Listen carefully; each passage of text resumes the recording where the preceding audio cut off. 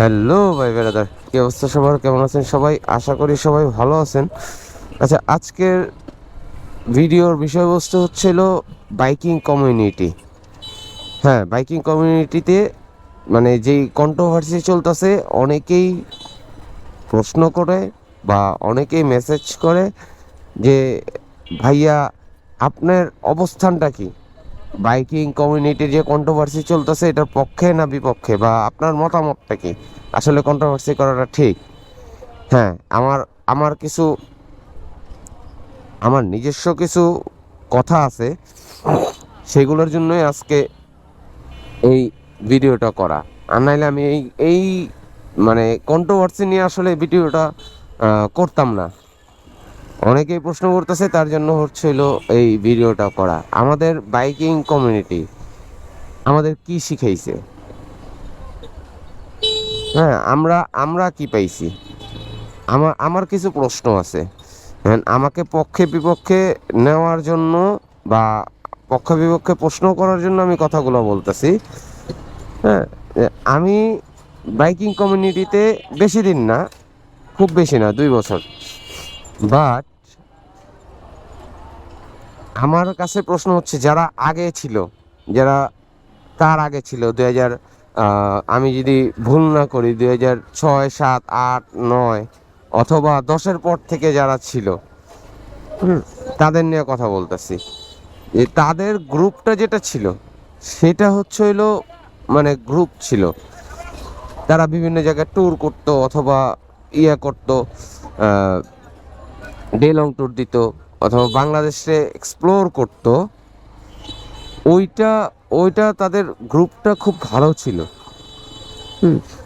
এখন আমাদের এখন আইসা যেই গ্রুপটা তৈরি হয়েছে, এটার মধ্যে না আসলে আমার পয়েন্ট অফ ভিউ যেটা, হ্যাঁ, আমাদের যেই বাইকিং কমিউনিটিটা এখন তৈরি হয়েছে, সেটা হচ্ছিল স্পন্সরশিপ কমিউনিটি গ্রুপ।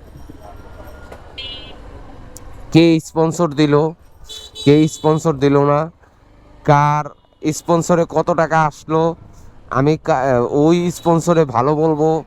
হ্যাঁ, এইটা হচ্ছিল আমাদের বাইকিং গ্রুপ হয়ে গেছে, একটা গ্রুপ এটা।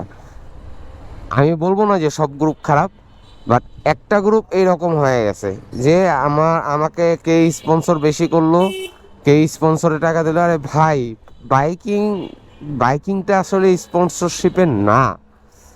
হ্যাঁ, বাইকিংটা নিজের প্যাশনের জায়গা থেকে আসা উচিত।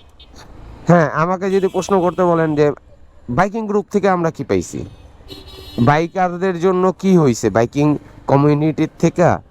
হ্যাঁ, আমরা যে বাইকিং কমিউনিটি করি, বাইকিং কমিউনিটির থেকে আমরা কি পাইছি, আমরা কি বেনিফিটেড হইছি? হ্যাঁ, আমরা আমরা কি সুযোগ সুবিধা পাইছি? ভাই, 2-4টা স্পন্সর পাইলেই কি সুযোগ সুবিধা? না ভাই, বাইকারদের সুযোগ সুবিধা ওইখানে না। বা দুর্ঘটনাবশত কেউ অ্যাক্সিডেন্ট করলে সহানুভূতি? না ভাই। মনে করেন একটা বাইকার অ্যাক্সিডেন্ট হইতেই পারে, এটা অস্বাভাবিক কিছু না। যে কোনো সিচুয়েশনে হইতে পারে, হয়তো বাইকারের ভুলের কারণে, আর না হলে অপোজিট যে ভেহিকেল চালায় তার ভুলের কারণে অ্যাক্সিডেন্ট একটা হইতেই পারে। এটা অস্বাভাবিক কিছু না। বাট একজন মানুষ অসুস্থ হয়ে গেলে আমরা সহানুভূতি দেখাই, একটা ভিডিও করি। হ্যাঁ, একটা ভিডিও করি, ভিডিও ছাড়ি। আমরা হাসপাতালে যাই দেখতে, বিভিন্ন গ্রুপ থেকে আসে হাসপাতালে দেখতে। এইটাই কি বাইকিং কমিউনিটি? না। এইটা আসে হচ্ছিল যার যার ধরেন অবস্থানগত আহ, ভালো করার জন্য, যার যার অবস্থান ভালো করার জন্য আসে। একটা গ্রুপ আছে এরকম, আমি সবাইরে বলতেছি না, একটা গ্রুপ আছে এরকম যে আমার অবস্থানটা বাইকিং কমিউনিটিতে আরও বেশি ফলো কইরা তোলার জন্য আমি আহ, আমি হাসপাতালে গেছি বা বাসায় গেছি, অথবা মারা গেছে আমি জানাজায় গেছি। হ্যাঁ, তো একটা গ্রুপ আছে এরকম যে আমরা এই সহানুভূতিটা দেখাই হচ্ছে হইলো আমাদের গ্রুপটা বা নিজেকে বড় করার জন্য। আসলে ভাই না, এইটা বাইকিং কমিউনিটির কোনো মানে ইসের মধ্যেই পড়ে না। হ্যাঁ, এটা বাইকিং কমিউনিটির কোনো মানবতার মধ্যেই পড়ে না, অথবা বাইকিং কমিউনিটির কি বলুম যে আসলে এই সব বিষয়গুলো। আর তার থেকে বড় কথা হচ্ছে কাদা ছোড়াছুড়ি বাইকিং কমিউনিটির থেকে আসলে এটা বন্ধ করতে হবে ভাই, যে যে বাইকই চালাক। আচ্ছা, আমার আমার সাফসিধা কথা একটাই, যে যে বাইক চালাও, একটা মানুষ একটা কোম্পানির বাইক অথবা একটা ব্র্যান্ডের বাইক পছন্দ হইতেই পারে, সে ওই বাইকটার প্রতি দুর্বল থাকতেই পারে, এটা স্বাভাবিক না? এখন যে যে বাইকে চালাক, আমার কাছে কথা হলো কাউকে হেয় প্রতিপন্ন করে কথা তো বলা যাবে না। এটা বাইকিং কমিউনিটির মধ্যে আসলে এই জিনিসগুলো এখন ইদানিং বেশি হইতাছে, যে একটা ব্র্যান্ডের বাইক আমরা চালাইতাছি, সেটারে আন্ডার রেটেড বা আদার্স অন্য অনেক কিছু বলতাছে। বাট তার এটা পছন্দ বিধায় সে কিনছে, অথবা সে তার বাজেটে হয় নাই, হ্যাঁ বাজেটে হয় নাই, সে কিনছে। তো এইটা থাকতেই পারে, এটা যার যার ব্যক্তিগত ডিসিশন, আমি মনে করি যার যার যার যার পার্সোনাল ডিসিশন, যে যে বাইক চালাইতে পারে। বাট আপনি এটা নিয়ে মানে আমরা এটা নিয়ে কথা বলি, দরকার কি আছে এইটা নিয়ে পোক করি, অথবা এইটা নিয়ে তারে টোন করে কথা বলি। হ্যাঁ, আর বাইকিং কমিউনিটিতে সব থেকে বড় ইস্যু হচ্ছে হইলো দালালিটা, এইটা বন্ধ করতে হবে বাইকিং কমিউনিটির। এই দালালিটা অনেক ক্ষতি করে ফেলাইছে, স্পন্সরশিপ নিয়ে। হ্যাঁ, একটা বাইক কখনোই 100 পারফেক্ট হইতে পারে না,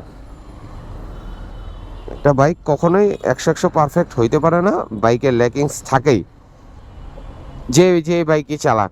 বা আমি যে এই আমার হিরো থ্রিলার 160 আর 2Vটা চালাইতাছি, এইটা কি 100% ঠিক? কখনোই না। এটা গুড সাইড ব্যাড সাইড সবই আছে। হ্যাঁ, হয়তো কোনোটার মধ্যে কম, কোনোটার মধ্যে বেশি। স্পন্সরশিপ নিয়ে তারা বাইকটারে এরকম করে তুলে ধরে যেমন এইটাই সব থেকে ভালো বাইক বাংলাদেশের, আর ভালো কোনো বাইক নাই। সো এই জিনিসটা আসলে বাইকিং কমিউনিটির থেকে বন্ধ করতে হবে। আর তার থেকে বড় বিষয় হচ্ছে কাদা ছোড়াছড়িটা, এইটাও বন্ধ করতে হবে ভাই। আমরা বাইকাররা অ্যাটলিস্ট একটা জায়গায় আমরা সীমাবদ্ধ থাকি, সেটা হচ্ছে ভ্রাতৃত্বের বন্ধনে। এই জায়গাটার মধ্যে যদি আমরা সীমাবদ্ধ না থাকি, আসলে বাইকিং কমিউনিটির উন্নতি কখনোই হবে না। আমরা একজনের পিছনে আরেকজনে আঙ্গুল দেওয়ার চেষ্টা করি, এ অমুক জনে এই বাইক চালায়, আর আমি 5 লাখ টাকার বাইক চালাই, আমি 7 লাখ টাকার বাইক চালাই, এটা 1 লাখ টাকার বাইক, ভালো না। হ্যাঁ, এই জায়গাগুলোর থেকে আসলে নিজেদের সরায় আনতে হবে। আর নিজেরা যদি না শোধরাই, আমাদের শোধরানোর মতো আসলে কোনো সুযোগ নাই। তো একটাই রিকোয়েস্ট, যে বাইকিং কমিউনিটিতে এই কাদা ছোড়াছুড়িটা আমাদের বন্ধ করতে হবে, এবং আমাদের ভ্রাতৃত্ব বোধ, যেটা বাইকিং কমিউনিটিতে সবচেয়ে বেশি থাকা দরকার, এইটা রাখতে হবে। এইটা হচ্ছে আমার অবস্থান। এই বাইকিং কমিউনিটির কাদা ছোড়াছড়ি আসলে এগুলা ঠিক না। আমি এই উভয় পক্ষেরই বলবো যে আসলে এই জিনিসটা মিউচুয়াল আন্ডারস্ট্যান্ডিং করে নেওয়াটা উচিত, মিউচুয়াল আন্ডারস্ট্যান্ডিং করে নেওয়াটা উচিত। তো এই হচ্ছিল বিষয়। তো এই আর কি, আজকের ভিডিওটা এই পর্যন্তই। ভালো থাকবেন, সুস্থ থাকবেন, এবং হেলমেট পরে বাইক চালাবেন। টাটা।